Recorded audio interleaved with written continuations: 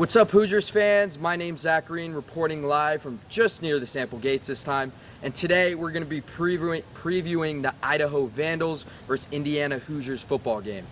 This week is the Hoosiers home opener, and we're expecting a packed house. This is the first time that fans are going to be in the stadium since November of 2019. I can't wait. I know Hoosier Huddle can't wait.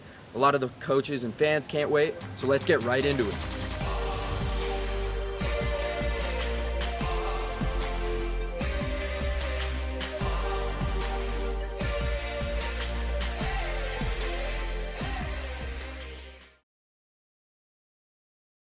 What's up, Hoosier fans? Matt Smith here to talk about the offense. On the offensive side of the ball, it was a big struggle and a poor showing for the Indiana Hoosiers.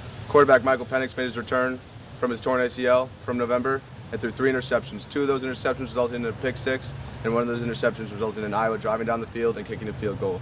So the offense giving up 17 points was a big hurdle that the offense had to come over. The offensive line was somewhat healthy but still struggled. Iowa's defensive line kind of dominated them as they only let up 77 rushing yards, including Stephen Carr, the leading rusher, who had 57 yards rushing. So the run game was never really established during the game. The receivers kind of stayed out of it with Michael Penix struggling, and Hendershot also had minimal numbers with Penix struggling as well. Looking forward into Saturday's game against Idaho, Nick Sheridan said he takes most of the blame for the offensive struggle in his press conference on Monday. I didn't do a good job putting him in positions to be successful, and didn't prepare him well enough for the moment. He's looking for more fundamental work this week with Penix in order to improve and shake off the rust. Low-tier Division I school, Idaho, comes to town, so hopefully it's a get-right game for the Hoosiers. Lots of Hoosier offensive players are able to see playing time, and their first home game, so hopefully the fans can energize them and get them back where they're supposed to be.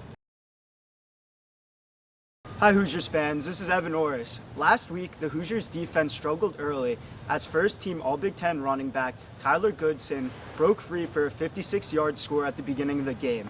Then, following a Michael Penix pick 6 and another 3-and-out by the offense, the defense allowed another rushing touchdown to Spencer Petras.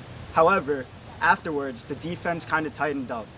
They ended the game just allowing a little over 300 yards to the Iowa Hawkeyes, 141 passing yards from Spencer Petras, and 158 yards from Tyler Goodson, and the Hoosiers will play the Idaho Vandals and would hope to shut down their offense.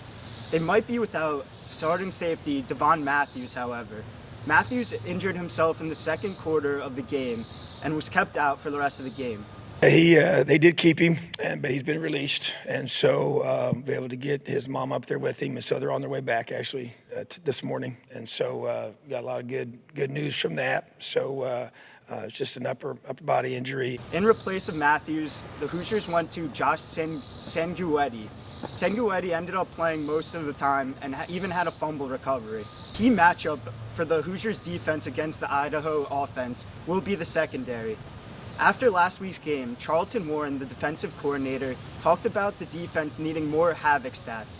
Havoc stats are tackles for losses, sacks, interceptions, pass deflections, something the Hoosiers only had 2 of last week.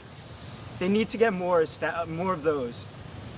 Tom Allen said after the game that when the offense is struggling, the Hoosiers really need to rely on the defense to get good starting position or even score for the offense. They will look to do just that this game against Idaho. This is the first time that these two programs are facing each other in football. Historically, both programs have not been good in their conferences. Idaho, who's in the Big Sky, has not won in a really long time.